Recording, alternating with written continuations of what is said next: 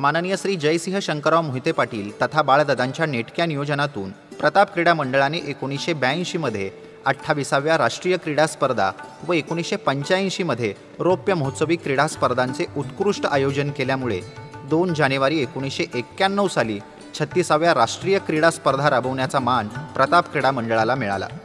अकलूज नगरीत क्रीडा संस्कृती रुजावी यासाठी बाळदादांनी विशेष प्रयत्न केले।